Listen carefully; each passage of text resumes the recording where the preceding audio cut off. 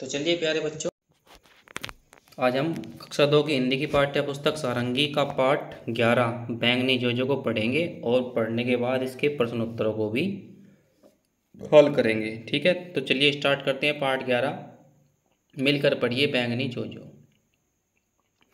तो जोजो एक सफ़ेद कुत्ता था, जैसे कि आप देख सकते हैं पेड़ के नीचे जोजो बैठा है। जोजो क्या है? एक सफ़ेद कुत्ता है। ये आप देख सकते हैं, जोजो पेड़ के नीचे बैठा है। जोजो एक सफ़ेद कुत्ता है। वह एक पेड़ के नीचे सो रहा था। यह एक पेड़ के नीचे सो रहा था। देखिए एक पेड़ है, ये पेड़ के नीचे जोजो सो रहा है। घर घर, ठीक है। जैसे आप लोग मतलब कोई लोग खराटे मारते हैं, ऐसे ही यह भी जोजो भी खराटे मारकर सो रहा था। उसके बाद आप देखेंगे वह जग गया। ठीक है, वह जग गया। आप देख सकते हैं यहाँ पर जोजो जग गया। भों भों, किसने दिए मुझे बैंगनी धब्बे।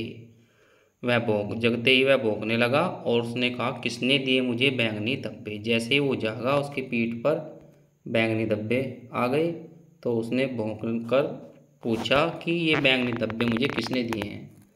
आगे देखेंगे, उसने देखा एक बादल को आकाश में धीरे धीरे चलते हुए। बादल बादल, क्या तुमने दिए मुझे बैंगनी धब्बे।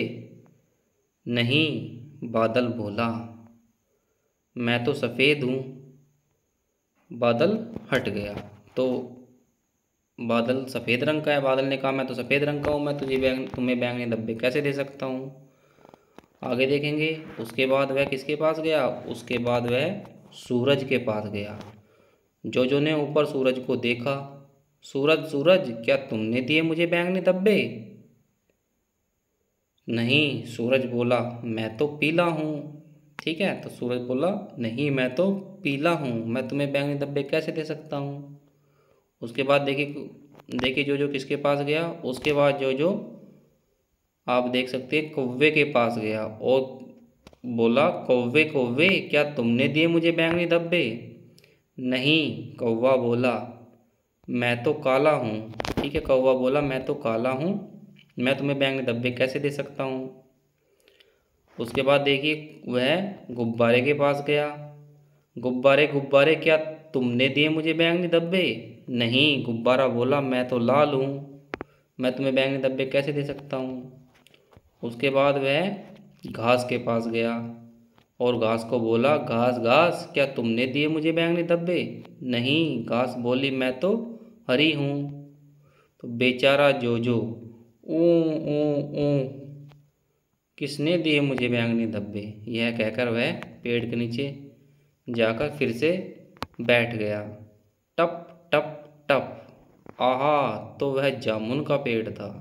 तो जैसे ही जो पेड़ दोबारा पेड़ के नीचे बैठा, तो तभी वहाँ टप टप होने लगी और जोजो ने कहा आहा, तो वह जामुन का पेड़ था। यानी कि जामुन के पेड़ से जामुन नीचे गिरी और कुछ जामुन जोजो की पीठ पर गिर गई और जोजो की पीठ पर जामुन गिरने से जोजो की पीठ पर बैंगनी रंग के धब्बे बन गए। ठीक है, कि जामुन कैसी होती है? बैंगनी रंग की होती है। और जब जामुन अपना रंग छोड़ती है वह बैंगनी रंग छोड़ती है। ठीक है, तो समीरा जिया कुरैशी ने ये कविता लिखी थी। ठीक है, आपने इस कविता को पढ़ा और अब आगे इसके प्रश्न उत्तर को देखते हैं। ठीक है, इस पाठ को आपने पढ़ा, आगे इसके प्रश्न उत्तर को देखते हैं। चलिए देखते हैं इसके प्रश्न उत्तर को। सोचिए और लिखिए। कहानी में जोजो किस किस के पास गया, क्रम में लिखिए और चित्र बनाइए। आप यहाँ चित्र बना सकते हैं।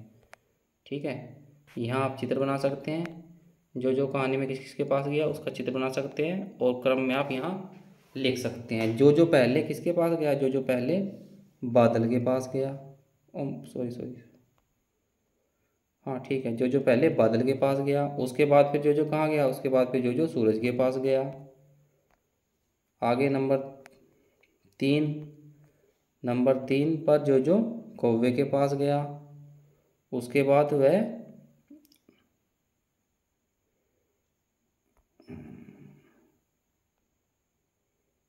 अंत में वह घास के पास गया। यहाँ पे थोड़ा मिस्टेक हो गई है। यहाँ पे हम लिख सकते हैं, इसको कट करके हम लिख देंगे घास। ठीक है, अंत में जो जो घास के पास गया।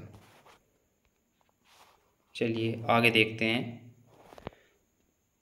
कहानी में आए इन शब्दों को पढ़िए और वाक्य बनाकर अपनी कॉपी में लिखिए।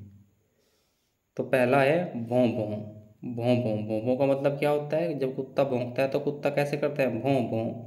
तो भौं भौं से हम वाक्य बना सकते हैं, भौं भौं कर कुत्ता भौंकने लगा। ठीक है, उसके बाद है ऊँ ऊँ ऊँ। सेकंड नंबर पे ऊँ ऊँ ऊँ। तो इसका उत्तर हमने यहाँ लिखा है नंबर 2 पे, पिल्ला ऊँ ऊँ ऊँ करने लगा। ठीक है, पिल्ला कैसे करता है? ऊँ ऊँ करता है ना पिल्ला, तो पिल्ला ऊँ ऊँ करने लगा। आगे नंबर 3, टप टप टप। इसका उत्तर हम देखे, आप यहाँ देख सकते हैं नंबर 3।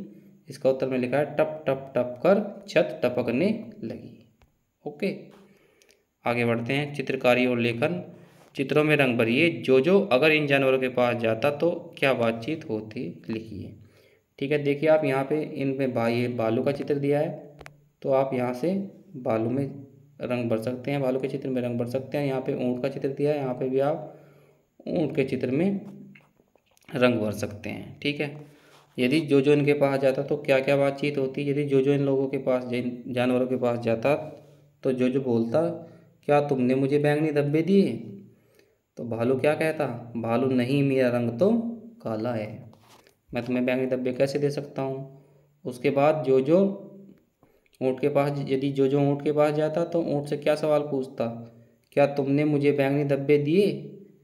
तो फिर ऊँट का क्या उत्तर होता? ऊँट का उत्तर होता, नहीं मेरा रंग तो भूरा है, मैं तुम्हें बैंगनी धब्बे कैसे दे सकता हूँ।